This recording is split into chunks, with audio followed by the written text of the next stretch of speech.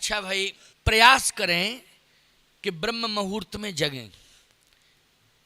ब्रह्म मुहूर्त 3:30 बजे से प्रारंभ होता है और सूर्य की किरण न निकल पावे उसके पहले उठने का अभ्यास बनाओ। सूर्य की किरण न निकल पावे उसके पहले उठने का अभ्यास बनाओ। हाँ, विशेष परिस्थिति में आप रात्रि में कोई विशेष परिस्थिति आ गई, विलंब से सोए तो आप विलंब से जग रहे हैं, लेकिन ये नियम नहीं है। इसको नियम मत बनाना, क्योंकि अपवाद है। ये अपवाद है कि हम विलंब से सोए इसलिए विलंब से जग रहे हैं। लेकिन हम यही संकल्प ले लें, नियम बना लें कि विलंबई से सोएंगे और विलंबई से जगेंगे। नहीं नहीं नहीं, नियम नियम होता है, अपवाद अपवाद होता है। अपवाद नियम नहीं होता है और नियम अपवाद नहीं होता है। आज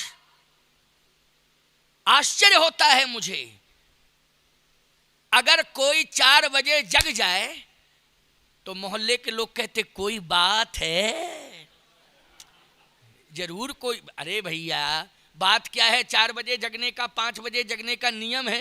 बोलो भाई, क्या बात है? फालतू की सोच, कोई बात है। अच्छा, और आप 9 बजे अगर सो के उठ रहे हैं, यार जिंदगी तो इसी की मस्त है, ना चिंता ना फिक्र। देखो क्या गजब की जिंदगी बारे भगवान, इसके भाग्य को कितनी सराहना करें इसके भाग्य की। बोलो, दुर्भाग्य को भाग्य बता रहा है और भाग्य को दुर्भाग्य और दुर्भाग्य को भाग्य, ये विडंबना है। इसलिए मैं कहता हूं, आज जिंदगी के उत्तर यदि उत्तरकांड से तुम लेना चाहते हो तो हम ये बताना चाहते हैं कि विषम और विशेष परिस्थिति में आप विलंब से सोएं और विलंब से जगें, लेकिन नियम ना बनाएं कि हम विलंब से ही सोएंगे और विलंब से ही जगेंगे।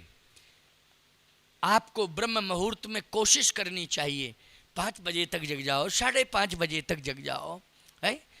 लेकिन सूर्य भगवान जगाते हैं और उसमें भी अब आदमी ने पर्दे डाल दिए कि जरा सा भी वो हुआ तो पर्दा, कि डिस्टर्ब मत करो, डिस्टर्ब मत करो। सूर्य पर्दा डालने का मतलब क्या है?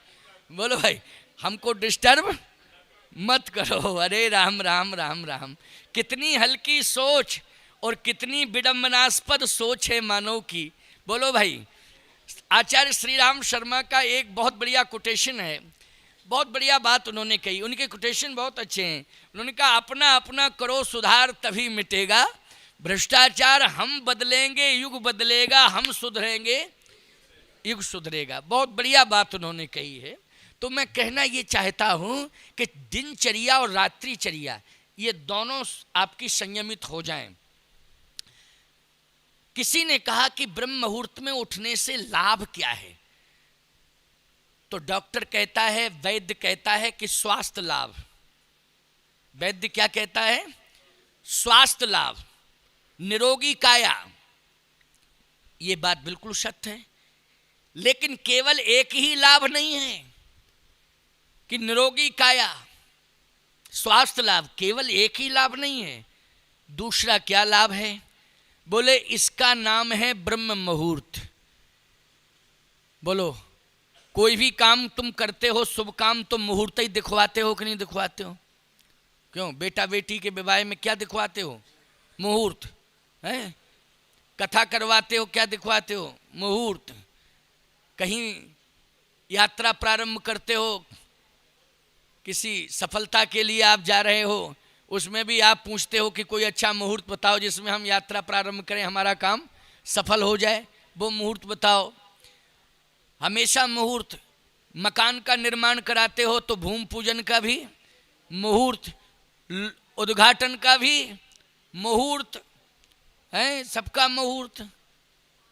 नामकरण संस्कार, पैदा हुआ जीव, नामकरण संस्कार, उसमें भी मुहूर्त। अन्नप्राशन संस्कार मुहूर्त, यज्ञोपवी संस्कार मुहूर्त, विवाह संस्कार मुहूर्त, सब में मुहूर्त ही मुहूर्त। क्यों भैया, है कि नहीं? अच्छा, एक बात बताओ, ब्रह्म से मिलना चाहते हो कि नहीं? तो ब्रह्म से तभी मिल पाओगे जब मुहूर्त देखोगे उसका। तो ब्रह्म से मिलने वाला मुहूर्त है ब्रह्म मुहूर्त। बोलो है कि नहीं? बोलो ब्रह्म को प्राप्त करने वाला कौन सा मुहूर्त है? ब्रह्म मुहूर्त। और किसी से पूछने की जरूरत नहीं है, हम बताए देते हैं कि 3:30 बजे से ब्रह्म वेला शुरू हो जाती है। ब्रह्म मुहूर्त 3:30 बजे से। अब 4 बजे जग जाओ, 4:30 बजे जग जाओ, 5 बजे जग जाओ, सूर्य की किरण नहीं निकलनी चाहिए, उसके पहले आप जाग जाइए। ब्रह्म मुहूर्त में जागना बहुत आवश्यक है। ब्रह्म से अगर कोई मिलना चाहता है तो उसे ब्रह्म मुहूर्त में जागना पड़ेगा।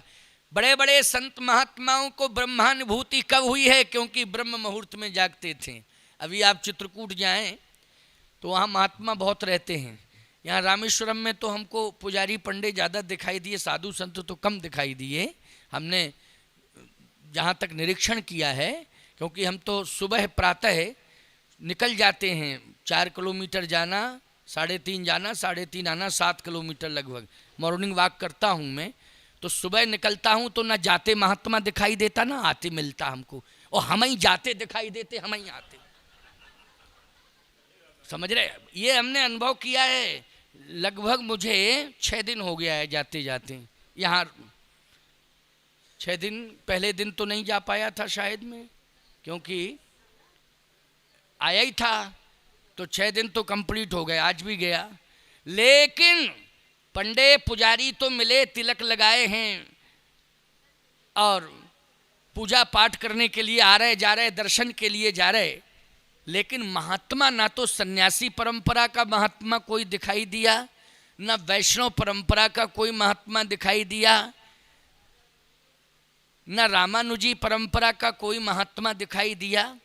हाँ, पुजारी हर संप्रदाय के दिखाए। अभी रामानुजियों का मठ है, उसमें सुबह एक पुजारी पूजा कर रहा था, तो वो तो रामानुजी होगा, पुजारी है वो। लेकिन संत वेश हमको दिखाई कम दिया रामेश्वरम में। लेकिन चित्रकूट, अयोध्या आप जाएं, वृंदावन जाएं, हरिद्वार जाएं, नैमिष जाएं, हरिद्वार जाइए, नैमिष जाइए, वृंदावन जाइए, चित्रकूट जाइए, अयोध्या जाइए, बोलो भाई, आपको संत बहुत दिखाई देंगे। मैं कहना ये चाहता हूं कि आप चित्रकूट का अनुभव विशेष रूप से मैं बता रहा हूं। मेरे यहाँ मैंने कहा नहीं, 100 से अधिक तो संत रहते हैं और लगभग पूरी संख्या 200 की है, लेकिन 100 से अधिक महात्मा ही रहते हैं। 3:30 बजे राम राम की धुनी सुनाई देगी आपको, 3:30 बजे। और कमंडल की छनकार खनकार और वो सब स्नान, सारी बातें, मंदाकिनी चले जा रहे, कोई संत आ रहे हैं, परिक्रमा कर रहे हैं, ये सब आपको दिखाई देगा वहाँ। चित्रकूट का अनुभव बता रहा हूँ मैं आपको। क्यों? इसलिए कि ये सब ब्रह्म की तलाश में है। किसकी तलाश में है? धाम में रह रहे हैं, ब्रह्म की, मानी भगवान की तलाश।